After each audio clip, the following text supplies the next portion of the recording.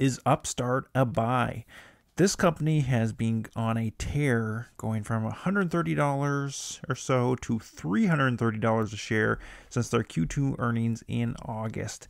And it begs the question, did we miss the boat?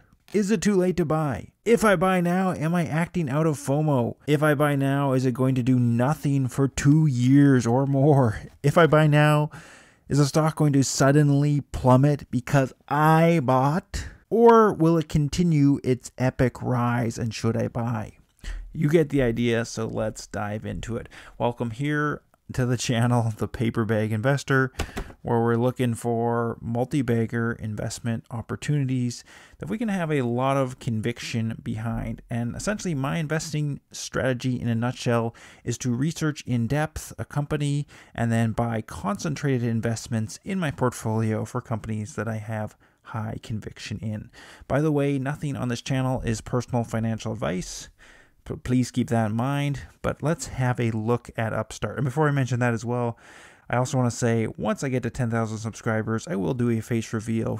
So make sure you hit that subscribe button and stick around for that, especially if you get value out of this video. Okay, so Upstart. If you're familiar with my channel, you know I also own Lemonade and cover it closely. Upstart is a company that feels similar to Lemonade. They're both competing in industries that have behemoth legacy companies behind them or in them. Both are building lean, digital-only systems for processing transactions and customers. Both in industries they're purely information-based, basically loans versus insurance contracts, both information-based. They're also both co-founder-led, both growing rapidly. Both use machine learning AI to price individual risk profiles, be it a loan default risk in Upstart's case or an insurance risk in Lemonade's case. And they both have outstanding customer reviews.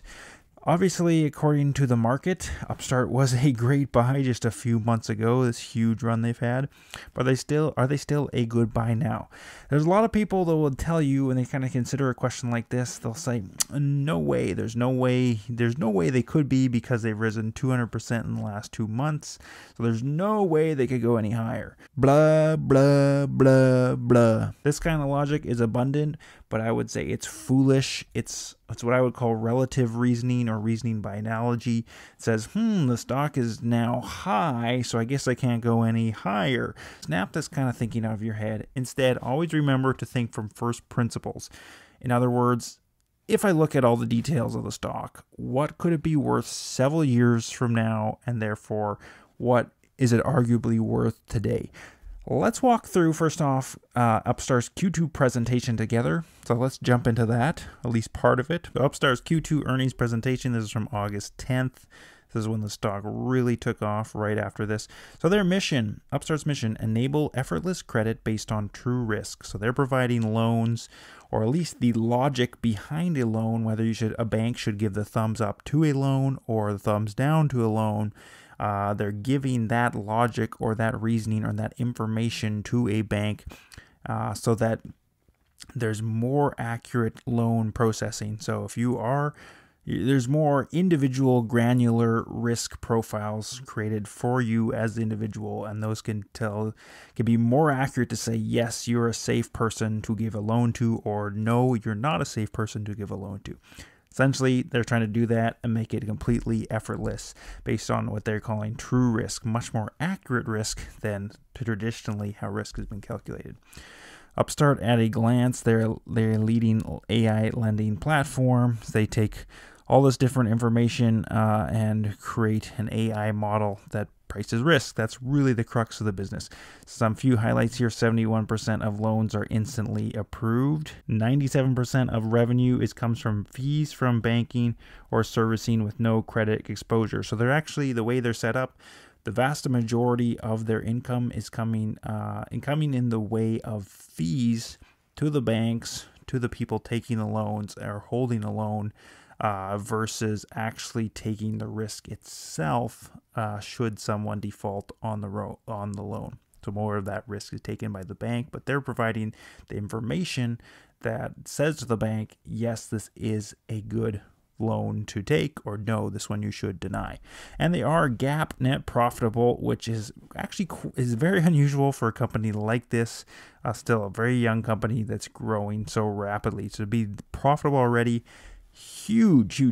They say here in the next slide, their value proposition to consumers and bank partners. So essentially to the consumers is that you can get lower interest rates, you can be approved instantly, and more of you will be approved, and it's more inclusive. Essentially, you can have more access to credit should you need credit than the traditional method. The banks is going to be very little processing or overhead. It's highly automated, all digital experience.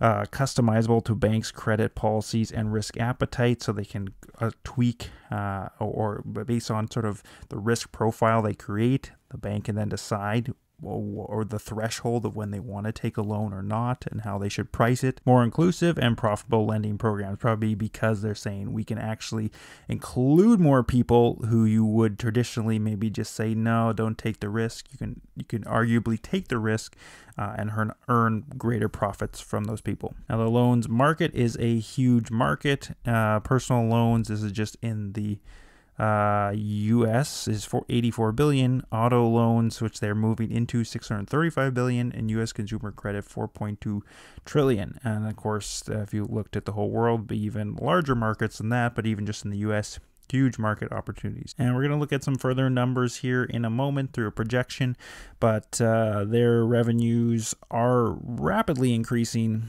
There's a huge jump from the last quarter, Q2 of 2020 to Q2 of 2021.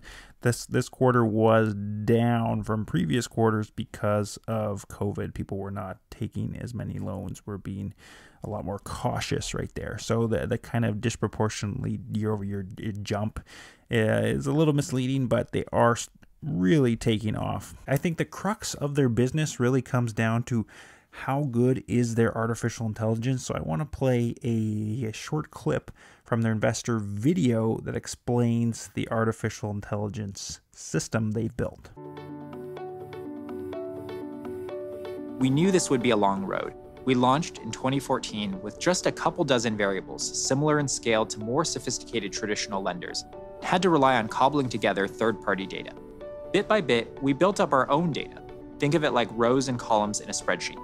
We collected and incorporated over 1,600 variables. These are the columns. They represent the information we gather about each applicant, including credit experience, employment history, educational background, and more, in order to make a credit decision within a few seconds. To use all these variables, we need an immense quantity of training data, the rows in the spreadsheet, to fuel the machine learning. There are more than 9 million unique repayment events in our system today, and that number is growing fast. Every time a borrower makes or misses a monthly payment across all the bank partners on our platform, the model gets a little smarter. The growing rows and columns together have enabled us to research and implement ever more powerful machine learning techniques.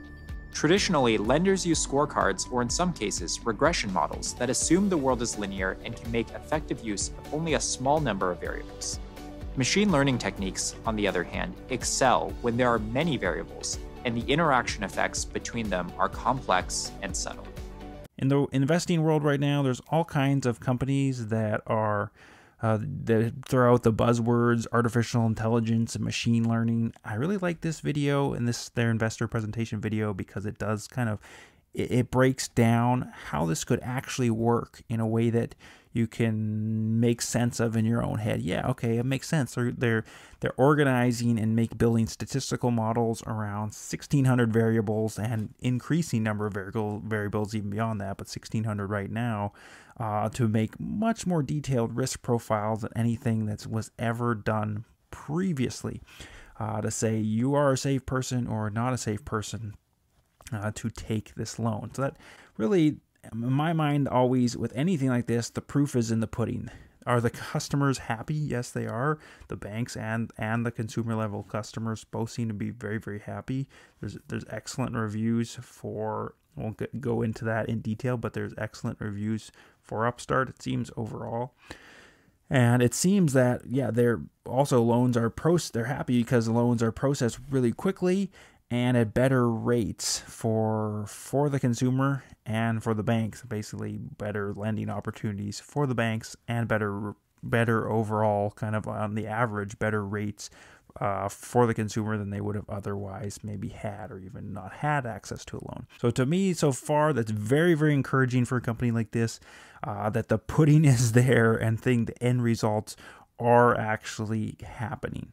I also want to point out from their recent 10Q, so it's continued improvements to our AI models. Much of our historical growth has been driven by improvements to our AI models. These models benefit over time from a flywheel effect that is characteristic of machine learning systems. Accumulation of repayment data leads to improved accuracy of risk and fraud predictions, which results in higher approval rates and lower interest rates, leading to increased volume and consequently greater accumulation of repayment data. This virtuous cycle describes an important mechanism in which our business grows simply through model learning and recalibration. We expect to continue to invest significantly in the development of our AI models and platform functionalities. So they're basically saying here, the more they can grow in volume and process more and more and more transactions, and the more data they have, where they can get very granular and say, actually, our data results, our own history is saying, where we thought this person in this kind of risk case scenario and profile would be a good person to loan to, maybe they're actually not. So if we were to loan to somebody like that, you have to charge them a little bit higher interest rate, or vice versa. Maybe this person's even safer than we thought, so we can offer them a little bit more competitive rate, and the bank's still happy, the consumer's even more happy. So it's that really... it's really the flywheel effect, which is another buzzword. But if you look at the details, typically when they sort of map out how a flywheel could work in any investor presentation, if you think about if all those details really make sense, then the flywheel really can turn and really take off, and you can have incredible network effects, what I call network effect, where the number of users, because their product or service gets even better, then there's more and more people that want to come and get loans from them, or more banks that want to use their service so they can approve or deny loans on their behalf. And then, of course, as that gets better, then more people want to join and use their service, and then it gets even better and better and better. And these really digital-only systems or structures like this, like such as loans and lending, it's very easy to rapidly scale that. So all very encouraging for me. Big fan of the results we have seen so far and what they're describing here. Now we're going to jump into a few numbers and look at a projection for Upstart over the next couple of years and kind of see, are they overvalued now? Would they still be a good company to buy into now? Let's look at those details. The blue is all projected numbers. The white is historical data. So we just had our second quarter of 2021, 194 million in revenue. And so we're going to project out the revenue, which was a quarter-over-quarter growth of 60%. So a huge jump in the growth. But if we look at what they are projecting for this third quarter, it's 205 to 215 million in revenue, and for the full year of 2021, they're projecting, or their outlook is 750 million. Those are key numbers we're going to sort of base this projection on: 205 to 210 and 750 for the year. So if you do the math, quarter-over-quarter growth is actually only about 8% growth, so probably not going to have a huge jump. That gets you, 8% growth gets you to 210 million dollars in this third quarter. And then if you do 8% again, that gets you to 226. And then if you sum up the previous 4 quarters of 2021, that gets you to that 751 million. So 210 and then 751 is right almost exactly in line with what they are out projecting themselves, the outlook that they gave in August. So looks like they're looking at about that 8% growth quarter over quarter, which if you keep growing 8%, so that's what I projected forward for the next 2 years till the third quarter of 2023.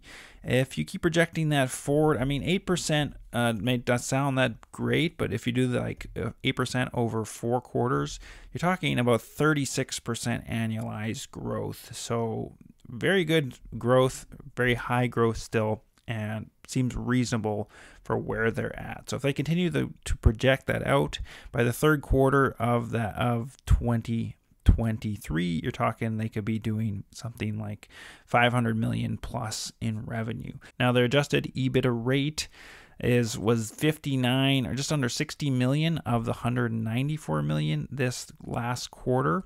So that's about 31%. So I'm projecting that down at, say, 25% of their revenue turns into adjusted EBITDA profits. So that's kind of the projection I'm going with. There's lots of variables you could play with that could really push things one way or the other. But if you take 25%, even could do 30%, but you project that out, then you could get a adjusted EBITDA rate all the way down to about $132 million per quarter in 2023. Now I've taken a ratio of price to adjusted EBITDA on an annualized basis. So basically, if this was multiplied by 4, you took an annualized rate of this, then you're at about a 97 ratio. Very, very high right now after the huge increase in price, because the stock's at about 23 billion market cap right now. If we continue, if this say continues at a 90 ratio all the way down to this quarter, and you look at that annualized rate, these are pretty aggressive ways to look at it. You could have a market cap, in theory, of $47 billion. Now, also, I'm showing the price to sales on an annualized basis. So annualized sales per quarter. We're at about 30 right now, and then it goes up to, you'd be at about 23 at that rate. So very rich valuation, 30 right now, very rich, even what we're forecasting there. If that all happens and you're starting at about $23 billion market cap right now, which is roughly what they're at, then you're talking a 44% compound annual growth rate over the next 2 years to go from 23 billion up to 47 billion, basically just a little bit over doubling in the next 2 years. Now, personally, I think this evaluation is probably too rich. It's not going to just hold at this 97.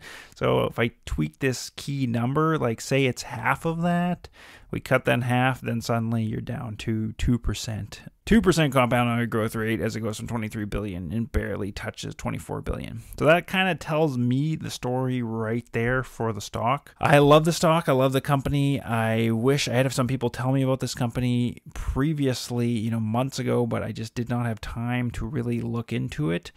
But I'm looking at it now. I really love the story that I'm seeing and the results that I'm seeing, and you really think that flywheel that you're seeing really could spin. But what's the value? What's the market going to value them at going forward and in the next couple years? I'm probably going to be higher than this 45 because the market's so huge they could keep growing. Is it going to be as high as it is right now at like a 97?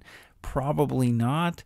So you really have to wonder, maybe like if it's a 60, still it's a 17% compound annual growth rate. If it went from like 23 billion to 32 billion, if it's, and that's like a 15 price to sales by then, you're getting kind of, again, this is even on an annualized basis. So this is like 4 times this revenue.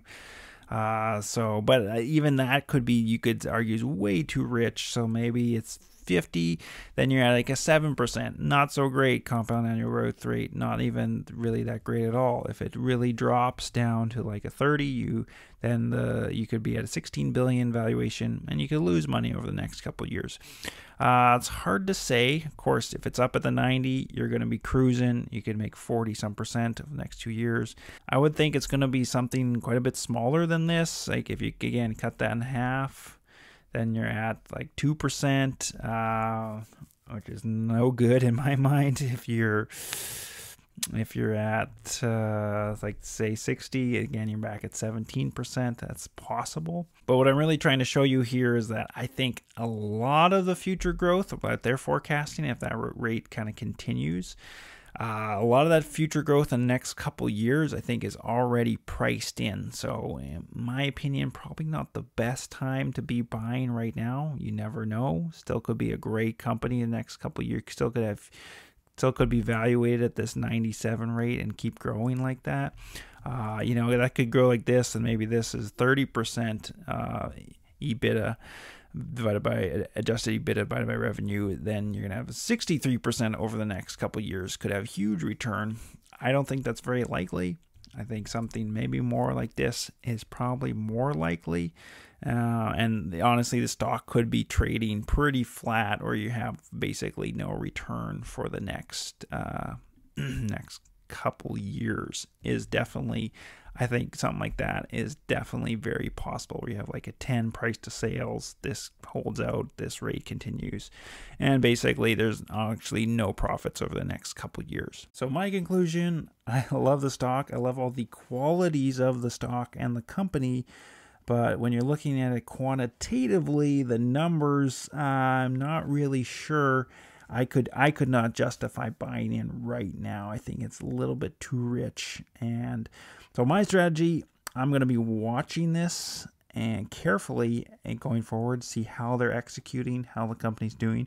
And if there's any kind of major market corrections, major pullbacks, I'll be looking there as possible entry points. And I'll be letting you guys know as well if I was to do that. What do you think of Upstart? Let us know in the comments down below. And if you got value out of this, make sure you hit that thumbs up or subscribe to the channel. Thank you so much for watching. And remember, it's in the bag.